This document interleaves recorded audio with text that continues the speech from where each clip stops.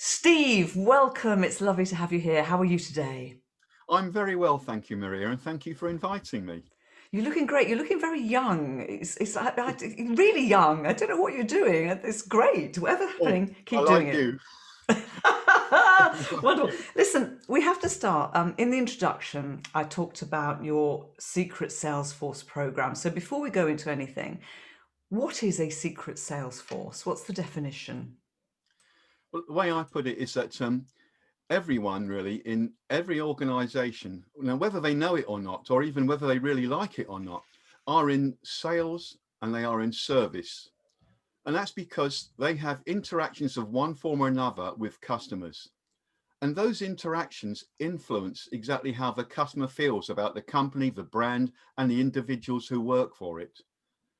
I reckon that in any company there are three types of characteristics. There are what I call brand ambassadors, and these are people who drive the business forward. They love what they're doing, and they're a joy to be around. They really are. They give that feeling, and they leave the customer with what I call a positive emotional experience. So if you've got an emotional bank account, it's now high. The majority of people are just what I call good. They're in the middle. I call them neutrals, and there's neutrals who are the lower end of the spectrum and the higher end, and they'll do a job that's either adequate, average, or even good, but it doesn't leave an impact. There's no emotional experience, and people will vote with their feet. But unfortunately, almost in every organization, there are always going to be a handful of saboteurs. And the saboteurs are those who are really not interested. They may not even like the job, or they may, but they give off that bad emotional experience, a negative one. And customers leave, they're left feeling a sour feeling or a sour taste, and they can vote with their feet. So the aim really of the Secret Salesforce is to boost those ambassadors, to move those neutrals into becoming ambassadors, and to manage the saboteurs so they're not actually damaging the reputation of the company. Because every interaction anywhere in a company is a moment of truth, which adds to the customer experience. I love that. I love the moments of truth. I remember, I think Jan Carlson coined that phrase, Yes, didn't he? And I know you're a big fan of his work, and we I all have his are. book And on my desk. you have, yeah, your Bible. That's wonderful. So listen, Steve. Saboteurs, can you manage them, or should you be removing them? I think it's a bit of both. You have to do what you can first. I'm not into HR. I don't know the regulations and rules, but yes, the first thing is to find out why they're saboteurs and discovering who the saboteurs are. And then I say manage them because it could be that you can move them sideways where they don't have much impact. It could be you could move them up from being a saboteur to being what I call the lower end of a neutral, where they're maybe not saboteurs, but they're not necessarily um, high end or on a high level. And I talk about that in engagement more later as well. But yes, ultimately, if they're not the right fit, you do what you can, and it may be the right thing is to get rid of them. I use the term "get rid of them." I know it's not the word, but I always say what doesn't work in one place works in another. And if I can put this in another analogy, I used to say that with customers, you have A, B, C, D customers, and the A customers are low maintenance, high profit. The B customers are low maintenance, low profit. The C customers are high maintenance, high profit, and the D's are low maintenance, low profit, or high maintenance and low profit. And the aim normally is to move the C's to make them less of a problem. But the D's, your D's could be somebody else's A's. In another organisation, they could be an A. So the aim in that respect, get rid of the D's. So really, you're trying to target the right customers, but also target the right people to match those right customers. And my worry is, if you have got a saboteur, it's like a rotten apple. Can it infect the other apples? Yes. Yeah. So that it is a problem. Okay, that's really interesting. Give me an example of some good brand ambassadors. Can you do that? Yes, I'll give you a personal example.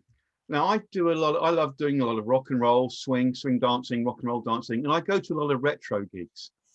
I was due to go to one in April called Humdingers, and clear it's a mix of rock and roll, blues, and swing, and I love the swing music as well. Clearly, 3 weeks after lockdown, it was going to be cancelled. And in March, Claire realised what was happening. She knew, and she gave out a signal. She asked people, first of all, would you like a refund now, or would you like to put your deposit or your money towards next year? So she gave us a choice. And later on, when it was clear that everything was uncertain, she gave a full refund to everybody regardless. But what she did that stood out was, on that weekend we were due to be away, she organised a whole weekend of online events on Facebook. She had live bands playing. She organised DJs. She was looking at the Facebook comments, and she knows her people, well, she knows her tribe. So she was conversing with them. She was organising dress shows for the ladies. Some of the ladies were doing things in their homes, and some people were doing dances in their homes and putting it up, and they were doing a contest. So it made it feel like a community. But she was interested. She was really interested. She could have just done something small and left it at that, but she wanted to give the best she could. Now, yes, it was her business. So a brand ambassador can be yourself for your own business, or it can be your employees in the company. But not only that, Claire also, for the next several months, every Saturday afternoon without fail, from her living room, she would be playing the retro music. And she would always be dressed in the retro style. And she'd be looking at who was coming up, answering the comments, engaging people. And she made it fun. Mm. And do you know what? We need more fun at the moment, don't we? Yeah. And I love the fact that you're a dancer because I used to dance, so I love all that. So tell me, do you follow strictly? No, I don't. You No, don't, or you might have to catch some of Bill Bailey's dancing this year. It's been amazing. I've thoroughly enjoyed it. Anyway, we digress. Let's focus on the customer experience. Tell me a little bit more about, because you've got his book on your desk, and obviously you studied the moments of truth and have your own take on it. How do the moments of truth relate to the customer experience? Can you talk us through that? yeah. So, I mean, as I've said, every interaction is a moment of truth, and the customer experience is made up of all the moments of truth. Now, the customer experience is a vast subject, and I don't delve into all of it because I still believe that it's the human interaction, the human touch that has the greatest impact.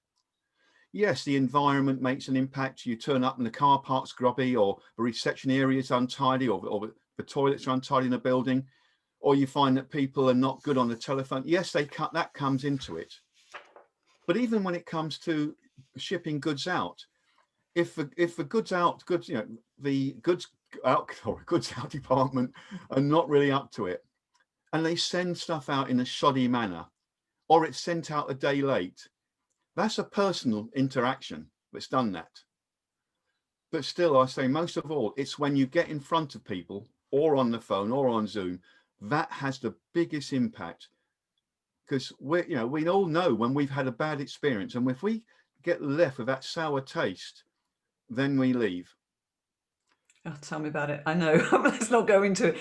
I am gobsmacked still that with all these years of people like yourself helping organizations to really focus on that experience, that we still haven't got it right and we're still getting it wrong. It just amazes me. But tell me, most of our purchases, we have to say, in this year have gone online.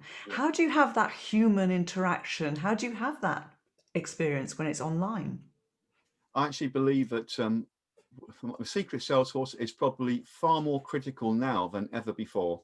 Yes, it's relevant when you're face to face, but this year companies have gone through a major challenges, and most companies are really struggling financially. And I think probably without the government stepping in and giving furloughs, there'd be even more massive redundancies and many companies going to the wall. So one of the things, if you're face to face, you put on more of an effort. You might dress appropriately. You will then look appropriate. You'll be more prepared for that meeting with a customer. But yet I've still seen many meetings online where the people are not prepared. They don't look professional. They don't sound professional. It takes very little to invest in a cheap webcam, because often some webcams on your laptops may be okay, but majority are just average. just spending a little bit more for an HD camera, just spending a little bit on an external microphone, unless you've got really good sound. But mostly it's about, what's your dress like? What's your image like? Are you still dressing as though you would do if you were meeting them face to face? And I'm not worried about from the waist down. let's be honest. We're talking from the waist up here. But are you looking the right part? That doesn't mean you've got to be suited and booted, but are you looking the right part, how you would do if you were meeting the customers? And are you showing respect by being prepared and being interested in them, as opposed to being interesting? Being customer centric, because this is really all about being customer centric. There was something else I was thinking, but yes, ultimately we are being invited into someone's home, Mm. and Okay, yeah. it's disrespectful not to prepare for that. And again, I'm gobsmacked that people aren't doing it, that people are so relaxed because they're in their own homes, they're relaxed. I did check my dress then when you, it's actually a top. I did check myself and think, oh, yes, okay, I'm dressed appropriately and I've put my makeup on and I've combed my hair. So that's all good. And actually, this is like really the basics. Why are we not doing the basics? Why are people not doing it? I just don't get it. I don't understand. At the beginning of, after a month of lockdown, I actually ran 3 or 4 webinars on how to be professional on camera, and how to make an impact online and command the camera. And I've still seen people on that call who just totally ignored most of the suggestions. Mm. I'm gobsmacked. Okay, well, we'll have to discuss that over a drink when we can finally get out. So, listen, tell me, how does focusing on the secret sales force, focusing on that customer experience, how does that impact the bottom line? It may seem obvious, but I'd love you to just iterate that, to say, tell us how the effect on the bottom line.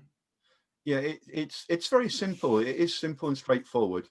I mean, if there is an acquisition cost in finding new customers, and that cost can be extremely high, considerably more than selling and serving or keeping existing customers, first of all, and selling new products or services to those customers. So we're talking here about reducing churn or retention, because you don't want to lose the existing revenue, especially in these times right now. But also it's a much easier upsell to other products and services with people whom you have a relationship with already. So you're not having to spend as much finding new customers. Yes, you'll always have to spend some, you'll always have to do some, but if you're keeping your existing customers and selling to them, that hits the bottom line straight away. Okay, well, that makes perfect sense to me. I'm sure that there's probably great reports that we can refer to and look at that. But that does make perfect sense, and I never understand it when there's so much emphasis on companies who are looking at to attract new customers and they give them great discounts. And I say, well, what about me? I've been a loyal customer for years. Look after me. It just drives me crazy. So what differentiates your, you've called it the Secret Salesforce program. What differentiates that from other customer service or customer experience programs? What's the difference that makes the difference, Steve? Most customer service programs are focused purely at the customer service department. There's this thought in many businesses that service, that's their job. They deal with that. We don't have to worry about that. It's not our job. But everybody in an organization, and that includes the MD, CEO, the C-suite, and it goes right down to the reception, everybody is first and foremost in service. Their job is to serve the customer, and that's being customer centric. And secondly, their job is to be in sales. And many people think that's a dirty word, but it's not. So our job is to give that experience. So the Secret Salesforce is a holistic approach. It's not just targeting the service department. It's targeting everybody. Different levels will require different sort of skill sets, but the aim is that everybody in our organization needs to be involved. For instance, sometimes accounts receivable could damage a relationship, doing what they think is right, but it may not be. They are actually spoiling a relationship by chasing up maybe £100 bill when there's something like a £50,000 order in a pipeline that could be damaged by a relationship. Receptionists usually are very good, but nonetheless, but many people in an organization are not given the soft skills or people skills to help build relationships, and focus on the customer. And ultimately, the people skills are far more and far harder than technical skills. Well, yeah, yes. Although the tech is quite challenging as well. But it's interesting. It is, again, it keeps coming back to the real basics, the most important stuff. As you say, that human interaction, the turning up professional, being and communicating well, having those soft skills. That's really cool. Okay, so listen, is there a relationship, would you say, between employee engagement and having a good Secret Salesforce, a good experience for customers? Do you see a correlation? Absolutely. Yeah, definitely is a correlation. I would find it very hard to believe that you could be an ambassador if you weren't engaged. Equally, saboteurs are almost certainly actively disengaged. Now, I actually try linking this to what I call net promoter score, which is well known in the customer experience sort of field, where you ask customers on a scale of 0 to 10, where 9 and 10s are advocates and give a positive score, 7 and 8s are neutrals and don't give any score, and 0 to 6 are detractors and give a negative score. And I ask, where would you score us? Now I change that and put it into metaphorically. I change it and say, forgetting zeros, 1 and 2s are the saboteurs. The saboteurs are actively disengaged. They may be looking for another job. They're the ones who can actually suck the energy out of the room when they come into a room. The ones you don't want to be around. I And know them. I know them. Yes. I was once told, do you know them? I was once asked, and they said, if you don't know who it is, it's probably you. Sorry, I interrupted you there, but I do love that. When people, someone enters the room, sometimes the Yeah. room lights up, sometimes it lights up when they leave. So the 1 to 2 is a saboteur. Carry Yeah. on. Sorry. 3, 4, and 5s I call partly engaged or somewhat engaged, and they can be jobs worth. They're just jobs worth, no more, no less, and sometimes a little bit less. But they're the ones who don't leave you with a good feeling. It's just indifferent. Mm. The 6, 7, 8s, they're still neutrals, but now they are engaged. They're solid performers. They're good, and they're doing their job. But as Jim Collins said in his book From Good to Great, good is the enemy of great. And it doesn't leave you with an experience one way or the other. So it's just something you might forget about 6 months later or 3 months later. Finally, the 9 and 10s are the ambassadors, and they're the ones that light up the room when they come in. They're the ones that make you feel really great. They deal with the issues. Actually, could I give an example of an ambassador? Oh, please, yes. Another example of one. It was Christmas a few years ago when my youngest son at the time was a budding thespian, which means he was a waiter. Okay. Like all budding thespians, he had to work, or like always had to work over Christmas period. So he was working Christmas Eve and came to me late at night on Christmas Eve, and he had to go back on the 27th. Now, all he wanted was a very expensive, exclusive dressing gown from John Lewis, which I bought for him. But when we opened the presents on Christmas Day, it was a size small. Now, he was disappointed, and I knew he was going back around about 11 o'clock on the 27th. So I had to drive into Reading early on the 27th, go park up, walk into John Lewis on the first day of the sales. And it was packed. By the way, this is the days when people used to go in the shops, I don't remember those very well, but yes, I can imagine. Well, there was a sign up saying no refunds or exchanges until the new year on the sales. And well, I just still went up to an assistant, explained the situation. She stopped what she was doing, looked at me, listened, took the details and asked me to wait, and then came down with the right size dressing gown. There were huge queues at the tills, and I thought I still won't make it in time to get back. But she knew what I was thinking, took me to an unused till, dealt with the transaction, and wished me a happy new year. Now, I always ask the question, was she in sales, was she in service, or was she in management? Because she took it all on herself. And Mm. she was focused totally on the customer, me. And you're telling the story and giving wonderful feedback and telling people how wonderful John Lewis is. So I've, it's yeah, and I'll tell you what, we've got just as many stories, bad stories, which we're not going to share. yeah. But you tell people it's so important that act, and it's also having the authority to do that. I suppose you have to give people the authority to be able to make those kinds of decisions. That's one of the other things about the Secret Salesforce. I say that you must empower people.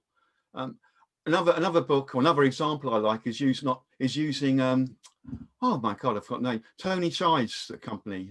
I've forgotten the company name now. My mind's gone blank. So we're talking about Zappos then, Steve. Yeah, Yes. yeah.